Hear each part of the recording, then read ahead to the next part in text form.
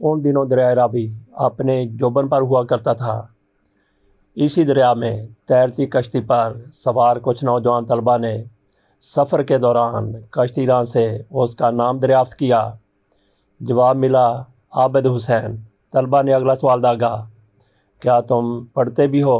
कश्ती रां ने जवाब दिया, मैंने मैट्रिक किया है, अब आगे नहीं पढ़ना क्या? एक तालिब इल्म ने फिर सवाल किया, क्या इससे आगे भी पढ़ते हैं? नौजवान मल्लाह ने मासूमाना लहजे में सवाल करने वाले से हैरान होकर पूछा। जवाब मिला, हाँ हाँ, इसके बाद भी पढ़ते हैं और कॉलेज जाना पड़ता है। तुम तो अच्छी कश्ती चला लेते हो, तुम्हारा तो इस खेल रोएं की बुनियाद पर भी दाखिला हो सकता है। और फिर वो कश्ती रां कुछ रोज़ बाद अपने कागजात लेकर गवर्नमेंट कॉलेज लाहौर पहुंच गया और उन तलबा में से एक से जाकर मिला। फिर उसका इसी कॉलेज में दाखिला हो गया, मगर उस नौजवान को उस वक्त शायद इल्म नहीं था कि इस दरसगाह में दाखिला उसकी आने वाली ज़िंदगी को किस कदर मुतासर करेगा, क्योंकि तालिब इल्म आबिद हुसैन के लिए आबिद बॉक्सर बनने के सफ़र में ये दाखिला ही सबसे अहम साबित होने वाला था। शाहिद असलम लिखते हैं कि मुझे ये वाक़या लाहौर पुलिस के इंस्पेक्टर आबिद हुसैन अल मारूफ आबिद बॉक्सर के गवर्नमेंट कॉलेज लाहौर मौजूदा यूनिवर्सिटी के क्लास फेलो और 3 दहाइयों से ज़्यादा अरसे से उनके दोस्त शाहिद हसन ने सुनाया। शाहिद हसन आजकल FIA में बतौर एडिशनल डायरेक्टर तैनात हैं। शाहिद हसन के मुताबिक आबिद फ़िज़िकल फ़िटनेस में सबसे बेहतर था, इसी वजह से हम उसे बॉक्सिंग खेलने के लिए कायल करते रहे, क्योंकि उन दिनों अक्सर गवर्नमेंट कॉलेज लाहौर की बॉक्सिंग टीम भी पूरी नहीं होती थी। शाहिद याद करते हुए बताते हैं कि एक दिन सब दोस्त आबिद को बॉक्सिंग रिंग में ले गए और उसे कहा कि प्रैक्टिस करे। उसने दौरान प्रैक्टिस मद्दे मुकाबल खिलाड़ी को ऐसा मुक्का मारा कि वो रिंग से बाहर जा गिरा। असातिज़ा और दूसरे खिलाड़ी ये सब देख रहे थे। बस फिर इस रोज़ के बाद आबिद ना सिर्फ कॉलेज की टीम में शामिल हो गया, बल्कि उस साल इंटर कॉलेज बॉक्सिंग टूर्नामेंट भी जीत लाया।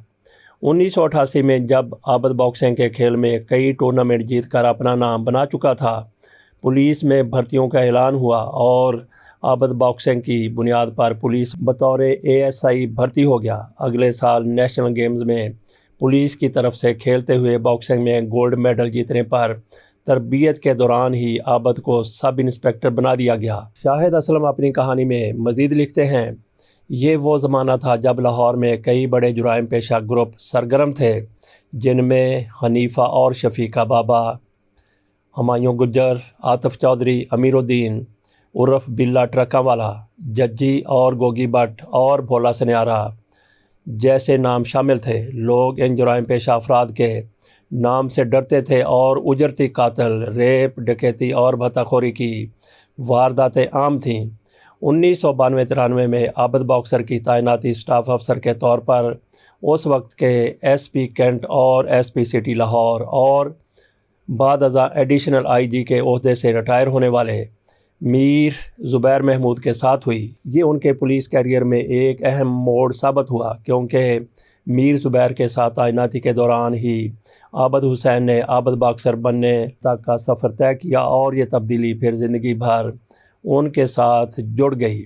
मीर ज़ुबैर के साथ तैनाती के दौरान ही आबिद बॉक्सर ने एक इंतहाई मतलूब शिद्दत पसंद अब्दुल करीम को लाहौर में UET के सामने एक मुकाबले में हलाक किया। इस वाक़े के बारे में बात करते हुए आबिद बॉक्सर ने बताया कि अब्दुल करीम को 1991 में एक पुलिस नाके पर पकड़ा गया था। उसे उस वक्त के ASP मीर ज़ुबैर के पास ले जाया गया तो वो कहने लगा कि साहब, मुझे एक भी जूता पड़ा तो मैं आपका घर बम से उड़ा दूंगा। मीर ज़ुबैर ने समझा शायद ये मजाक कर रहा है, लेकिन दोबारा पूछने पर उसने गुज़श्ता चंद बरस में होने वाले बम धमाकों की तफसीलात बता दी और कहा कि वो बम उसने नस्ब किए थे। जब पुलिस एहलकारों को इस बात की तस्दीक के लिए उसके घर भेजा गया तो वहाँ से वाकई बम भी बरामद हुए। कुछ अरसे बाद वो जेल चला गया और 1993 में लश्कर जंगवी के शिद्दत पसंद रियाज बसरा की मदद से वो एक रोज़ जेल से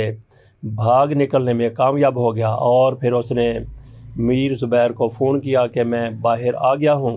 اب آپ اپنی فکر کریں۔ انہوں نے مجھے بلایا اور کہا اسے ڈھونڈوں۔ میں نے 2 ماہ تک اس کی ریکی کی اور پھر ایک روز جب میں رکشے میں ریکی کر رہا تھا تو UET کے سامنے وہ ایک موٹر سائیکل سے اترا اور میرے رکشے کے سامنے آ گیا، اور جیسے ہی اس نے دیکھا کہ میں رکشے میں ہوں تو گولی چلانے لگا، لیکن اس سے پہلے کہ وہ گولی چلاتا میں نے فائر کر دیا اور اسے مار ڈالا۔ اسی دوران عابد باکسر کے مقامی جرائم پیشہ گروپ کے سرگنا عاطف چودھری کے ساتھ بھی 3 مرتبہ مقابلے ہوئے، جن میں وہ زخمی تو ضرور ہوا لیکن بچ نکلنے میں کامیاب رہا۔ عاطف چودھری کے ساتھ ان پولیس مقابلوں کی وجہ سے ہی عابد حسین عابد باکسر کے نام سے مشہور ہوئے۔ شاہد اسلم اپنی اس تحریر میں مزید کہتے ہیں، عابد باکسر کی اس کارکردگی نے انہیں لاہور پولیس میں اس وقت انکاؤنٹر اسپیشلسٹ اسکواڈ کے نام سے مشہور گروپ میں شامل کروا دیا، جن میں اس وقت کے DSP عاشق مارت، DSP رانا فاروق، DSP طارق کمبو، انسپیکٹر سعید نوید اور انسپیکٹر عمر ورک شامل تھے۔ یہ پولیس افسران اور اہلکار 1999 تک بہت سے ایسے پولیس مقابلوں میں شامل رہے جن میں جرائم پیشہ عناصر کی ایک بڑی تعداد ہلاک ہوئی۔ ایک اندازے کے مطابق صرف شہباز شریف کے پہلے وزارت اولیہ میں 1997 سے 1999 کے دوران 1000 کے قریب جرائم پیشہ افراد ایسے پولیس مقابلوں میں مارے گئے جن کے حقیقی ہونے پر سوال اٹھتے رہے۔ شاہد اسلم کہتے ہیں کہ 1993 سے 1999 کے دوران صرف عابد باکسر کے ہاتھوں 70 سے زائد ایسے پولیس مقابلوں میں 100 سے زیادہ جرائم پیشہ افراد مارے گئے، جبکہ 160 سے زیادہ پولیس اہلکار اور 20 سے زیادہ عام شہری بھی ان مقابلوں کی نظر ہوئے تھے۔ 90 کی دہائی میں عابد باکسر کے ساتھ کام کرنے والے ایک پولیس افسر نے نام نہ ظاہر کرنے کی شرط پر کہا کہ ایسا نہیں ہے کہ جو بھی انکاؤنٹرز عابد باکسر نے کیے ہیں وہ سب اصلی ہی تھے۔ باقی پولیس والوں کی طرح عابد نے بھی بہت سے جرائم پیشہ لوگ ماورائے عدالت مارے ہیں، اور اس وقت یہ تھوڑا ہی دیکھا جاتا تھا کہ انکاؤنٹر اصلی ہیں یا جعلی، بس ایسے لوگوں کو پار کر کے جان چھڑانے کی پالیسی ہی رائج تھی۔ شاہد اسلم لکھتے ہیں کہ منظور وٹو کے بقول پولیس کو زیادہ اختیارات دینے کا مطلب ہرگز یہ نہیں تھا کہ جرائم پیشہ افراد کو پولیس مقابلوں میں ماورائے عدالت قتل کرنے کی کھلی چھٹی دے دی گئی تھی۔ ان کے مطابق جب عابد باکسر تھانہ دھرمپورہ میں تعینات تھا تو عمیر راجہ نامی جرائم پیشہ شخص جس پر ریپ اور قتل کے مقدمے تھے، اسے باکسر نے ایک کیس کی تفتیش کے لیے ریمانڈ پر لے جا کر اگلے روز پولیس انکاؤنٹر میں مار دیا۔ ایک بات بڑی واضح ہے کہ جو بھی مقابلے رات کی تاریکی میں کیے جاتے ہیں وہ اکثر جعلی ہوتے ہیں۔ پولیس افسر کا یہ بھی کہنا تھا، اگر ایسے گنڈے اور بدماش جنہیں ہم نے پار کیا اگر مناسب طریقے سے ان سے تحقیقات ہوتی تو وہ لوگ بھی سامنے آتے جو انہیں پالتے ہیں، پناہ دیتے ہیں، اور ایسا کچھ لوگ چاہتے نہیں تھے۔ آج تک ایسے جرائم پر اسی لیے تو قابو نہیں پایا گیا کیونکہ پولیس ان کی جڑ تک کبھی پہنچ ہی نہیں پائی۔ 1993 سے 1996 تک پنجاب کے وزیر اعلیٰ رہنے والے میاں منظور وٹو نے صحافی شاہد اسلم یعنی اسی تحریر کے رائٹر کو بتایا، اپنے دور اقتدار میں غنڈہ عناصر سے نمٹنے کے لیے میں نے پولیس کو زیادہ اختیارات دیے، جس کے بعد جرائم پیشہ افراد کے خلاف ایکشن لیا گیا۔ تاہم ان کے بقول پولیس کو زیادہ اختیارات دینے کا مطلب ہرگز یہ نہیں تھا کہ جرائم پیشہ افراد کو پولیس مقابلوں میں ماورائے عدالت قتل کرنے کی کھلی چھٹی دے دی گئی تھی، بلکہ پولیس کو قانون کے دائرے میں رہتے ہوئے اپنے فرائض ادا کرنے کو کہا گیا تھا۔ منظور وٹو مزید کہتے ہیں کہ عابد باکسر جیسے کردار تب جنم لیتے ہیں جب قانون کی عملداری مساوی بنیادوں کی بجائے اپنے اور پرائے کی بنیاد پر کی جائے۔ ان کے نزدیک ایسے عناصر کی سختی سے حوصلہ شکنی کی جانی چاہیے جو قانون اپنے ہاتھ میں لے لیتے ہیں۔ راجہ بشارت جو میاں شہباز شریف کی دولت وزارت اولیہ میں وزیر قانون تھے، ان کا کہنا ہے کہ اس وقت حالات کنٹرول کرنے کے لیے ایک کمیٹی بنائی گئی تھی جس میں home secretary Punjab, IG Punjab, special branch کے سربراہ اور دیگر قانون نافذ کرنے والے اداروں کے متعلقہ لوگ شامل تھے اور ان سے امن و امان پر مشاورت ہوتی تھی۔ اس دور میں بھی جرائم پیشہ افراد سے نمٹنے کے لیے پولیس مقابلوں کی اجازت نہیں تھی اور نہ ہی کوئی شخص ایسی باتوں کی حوصلہ افزائی کر سکتا ہے۔ راجہ بشارت مزید کہتے ہیں کہ شہباز شریف کے دوسرے وزارت اعلیٰ کے دور میں بھی وزیر قانون کی سربراہی میں امن و امان پر کابینہ کی ایک خصوصی کمیٹی تشکیل دی گئی تھی اور اس کمیٹی کی مشاورت کے بعد ہی امن و امان کے معاملات پر کوئی ایکشن لیا جاتا تھا۔ وہ کمیٹی اسی طرز پر اب بھی کام کر رہی ہے جس کی سربراہی وہ خود کر رہے ہیں۔ یہ ان دنوں انہوں نے بات کی شاہد اسلم صاحب کے ساتھ جن دنوں پنجاب میں پی ٹی آئی کی حکومت تھی۔ اس کے بعد بہت سا پانی پلوں کے نیچے سے گزر چکا ہے۔ جعلی پولیس مقابلوں کے بارے میں بات کرتے ہوئے عابد باکسر کا کہنا تھا کہ جرائم پیشہ لوگوں کو پار کرنے کی پالیسی ہمیشہ اوپر سے آتی ہے اور یہ کوئی تحریری شکل میں نہیں ہوتی۔ ایسی پالیسیوں کا گاڑیوں کی طرح چیسی نمبر نہیں ہوتا۔ عابد باکسر مزید کہتے ہیں کہ جب کسی مریض کا شوگر یا کینسر کی بیماری کا لیول آخری سٹیج پر چلا جائے تو پھر علاج ڈسپرین سے نہیں کرتے بلکہ آپریشن کی ضرورت پڑتی ہے۔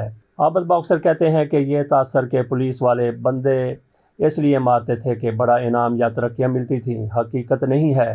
میں نے کئی ایسے لوگوں کو بھی مارا جن پر لاکھوں روپے انعام تھا لیکن مجھے محکمے سے آج تک 1 روپیہ بھی نہیں ملا اور نہ ہی کوئی ترقی ملی ہے۔ پھر حالات کچھ ایسے بدلے کہ خود عابد باکسر پہ مقدمات قائم ہونے کا ایک سلسلہ شروع ہو گیا اور چند برس کے اندر ان پر جعلی پولیس مقابلوں، قتل، زمینوں پر قبضے جیسے الزامات کی بنیاد پر 1 درجن کے قریب مقدمات درج ہو گئے۔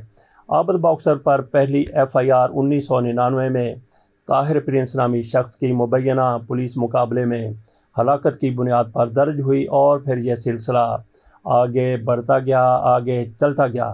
شاہد اسلم صاحب اپنی BBC ویب سائٹ پر شائع ہونے والی تحریر میں لکھتے ہیں، اکتوبر 1999 میں جنرل پرویز مشرف کی نواز شریف کی حکومت کے خلاف فوجی بغاوت کی وجہ سے پنجاب میں شہباز شریف کی حکومت بھی ختم ہوئی تو جہاں مبینہ پولیس مقابلوں کا سلسلہ جہاں تھما وہیں ایسے پولیس مقابلوں کے لیے بدنام پولیس اہلکار جو جرائم پیشہ عناصر کی ہٹ لسٹ پہ تھے ایک ایک کر کے مارے جانے لگے۔ ان پولیس اہلکاروں اور افسروں میں صرف عمر ورق اور عابد باکسر ہی ایسے 2 پولیس افسران ہیں جو زندہ بچے ہیں، لیکن ایسا نہیں ہے کہ انہیں مارنے کی کوشش نہیں کی گئی۔ عابد باکسر کی زندگی میں وہ لمحے بھی آئے جب انہیں محسوس ہوا کہ ایک انکاؤنٹر اسپیشلسٹ کو شاید ایک انکاؤنٹر میں ہی مار دیا جائے گا۔ انہوں نے بتایا کہ اس وقت کی بات ہے جب باغ بچہ اراضی کیس میں وہ 3 ماہ سے زیر حراست تھے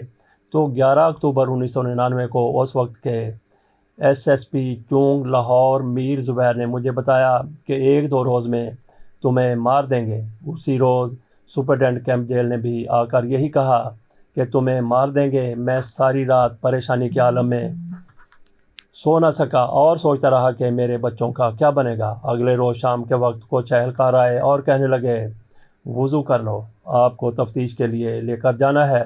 تب میں سمجھ گیا کہ مجھے مارنے کے لیے لے جانے لگے ہیں، ورنہ وضو کروا کر کون تفتیش کرتا ہے۔ میں نے دعا کی، یا اللہ میرے بچوں کی حفاظت کرنا۔ پھر تھوڑی دیر بعد سپرڈنٹ دوبارہ بھاگتا ہوا آیا کہ ملک میں مارشل لا لگ گیا ہے اور فوج آ گئی ہے۔ اس طرح اس روز میری جان بچی۔ عابد باکسر کے مطابق 2008 میں جب دوست محمد خسرو وزیر اعلیٰ پنجاب منتخب ہو گئے تو مجھے پھر اطلاع دی گئی کہ مجھے مار دیا جائے گا تو میں اسی رات دبئی چلا گیا۔ ان کے مطابق اس کے بعد 10 برس کا عرصہ انہوں نے دبئی اور برطانیہ میں گزارا۔ عابد باکسر 2018 میں انتخابات سے قبل پاکستان واپس آئے تھے اور ان کی آمد کے موقع پر یہ خبریں گردش کرتی رہیں کہ انہیں شہباز شریف کے خلاف استعمال کرنے کے لیے لایا گیا ہے۔ تاہم اس بارے میں عابد باکسر کا کہنا تھا کہ ان خبروں میں کوئی صداقت نہیں تھی اور وہ پاکستان اس لیے واپس آئے کیونکہ طویل جلا وطنی کر چکے تھے اور مقدمات کا سامنا کر کے اپنا نام صاف کروانا چاہتے تھے۔ عابد باکسر کے بقول اب ان پر کوئی مقدمہ نہیں ہے اور پہلے درج کیے گئے مقدموں میں سے 2 میں انہیں بری کر دیا گیا جبکہ باقی خارج ہو گئے۔ لاہور میں تعینات ایک سینئر پولیس افسر نے نام نہ بتانے کی شرط پر بات کرتے ہوئے شاہد اسلم سے کہا، ہمارے کرمنل جسٹس سسٹم کے 5 حصے ہیں جن میں مقننہ قانون نافذ کرنے والے ادارے بشمول پولیس، پراسیکیوشن، عدالت اور جج ہیں۔ اگر یہ سب مل کر کام کریں گے تب بھی جرائم پیشہ عناصر پہ قابو پایا جا سکے گا۔ اگر پولیس تفتیش ٹھیک کرے، پراسیکیوشن موجود شہادتوں کو بہتر طور پر عدالت میں پیش کرے اور عدالتیں اس کے مطابق فیصلہ کر کے ملزمان کو سزائیں دیں تو پولیس مقابلوں جیسے واقعات کبھی پیش ہی نہ آئیں۔ انہوں نے کہا، نظام انصاف میں خرابیاں ضرور موجود ہیں جنہیں صرف مل کر ہی حل کیا جا سکتا ہے، دور کیا جا سکتا ہے، نہ کہ سارا ملبہ پولیس پر گرا دیا جائے۔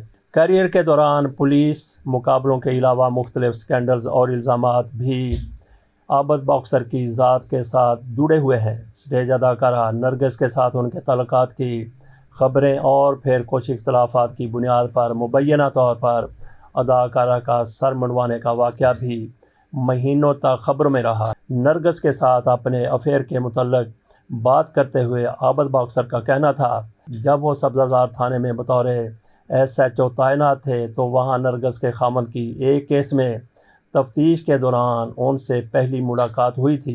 میں نے نرگس کے بال نہیں منڈوائے تھے مگر ڈانٹا ضرور تھا۔ انسان سے غلطیاں ہو جاتی ہیں۔ اس واقعے پر نرگس اور اپنے گھر والوں سے معافی مانگ چکا ہوں۔ 2002 کے بعد سے میرا نرگس سے کوئی رابطہ نہیں ہے۔ یہی نہیں بلکہ ان پر پولیس مقابلوں میں ایک جرائم پیشہ گروہ سے پیسے لے کر مخالف گروہ کے لوگ مارنے اور زمینوں پر قبضے کروانے جیسے سنگین الزامات بھی لگے۔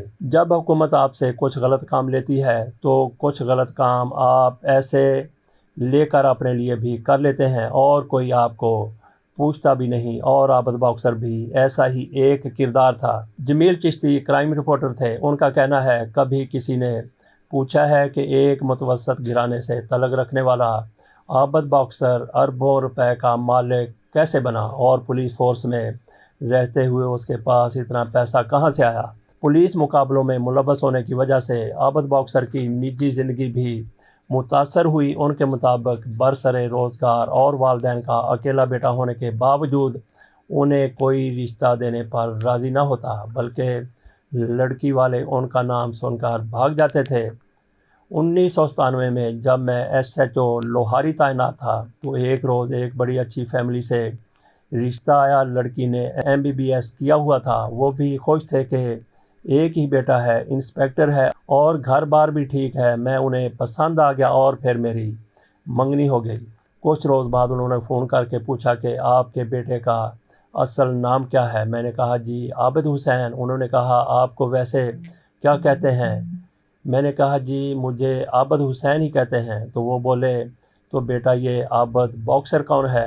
تب تک میں سمجھ گیا تھا کہ معاملہ گڑبڑ ہے۔ میں نے جواب دیا، میں ہی عابد باکسر ہوں۔ اس پر انہوں نے کہا، بیٹا اپنا لائف سٹائل تبدیل کریں، اور وہ رشتہ توڑ دیا۔ ایک فیملی تو میرے محافظوں کی تعداد دیکھ کر دروازے سے بھاگ گئی اور دوسری میرا نام سن کر۔